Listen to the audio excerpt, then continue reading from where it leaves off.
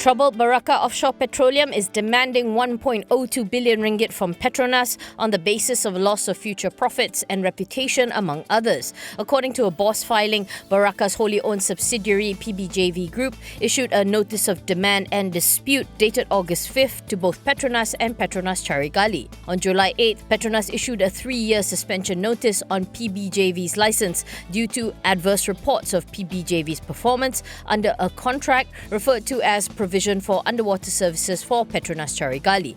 Barakah is disputing the validity of the suspension being issued without any legal justification or compliance to procedures. Notably, the suspension was issued post-completion of the contract, according to Barakah. The ONG concern adds that not only was the contract successfully carried out, positive appraisal was subsequently given by Petronas Carigali, which makes the suspension unwarranted. Petronas and Petronas Carigali have been given 14 days to comply with the demand. In May, Barakah was classified as PN17 after defaulting on its bank payments.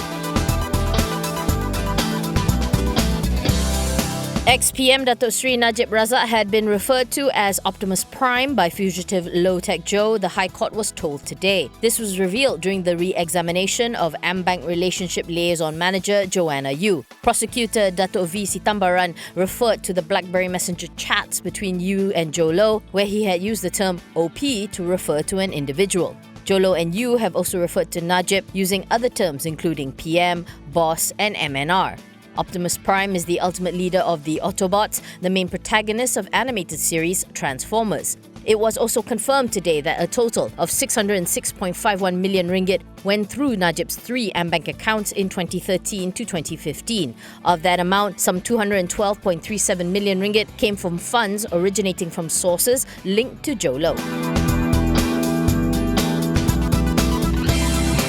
Domestic Trade and Consumer Affairs Minister Datuk Seri Saifuddin Nasution Ismail says one of the reasons for costlier food is over-reliance on imports. Saifuddin says Malaysia is still a net importer of food rather than a self-reliant food producer. Malaysia's food and live animal imports increased from 38.9 billion ringgit in 2013 to 51.3 billion ringgit in 2017. He says that the country's inability to be self-sustaining means that it is at the mercy of the importers who can then increase prices as and when they like. He was speaking at the launch of Malaysian Competition Commission's report titled Market Review on Food Sector. The MyCC report reviews the market structure of the food sector and also unbundles the rationale behind the significant increase in food prices in recent years.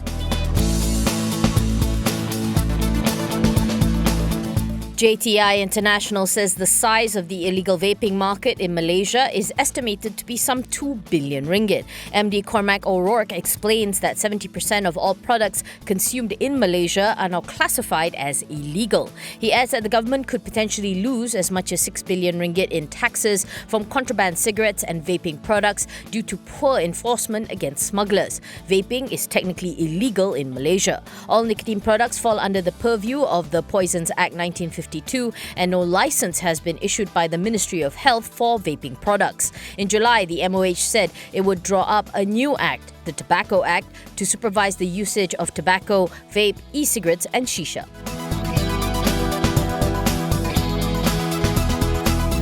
Semicon player Unicem Malaysia saw a 53.6% drop in net profit for the second quarter of FY19 to 14.45 million from 31.14 million ringgit as sales during the quarter slowed. Also not helping numbers was lower gain on Forex. Revenue for the quarter came in 9.1% lower at 311.93 million compared with 343.2 million ringgit previously. Despite the softer numbers, Unicem declared an interim dividend of 2 cents per share for FY19. The weaker 2Q numbers dragged down Unicem's net profit for the first half of FY19 by 44.9% to 20.51 million ringgit, while revenue fell 7.5% to 615.06 million ringgit. Going forward, Unicem expects the uncertainties stemming from the global trade war to continue into the second half of FY19.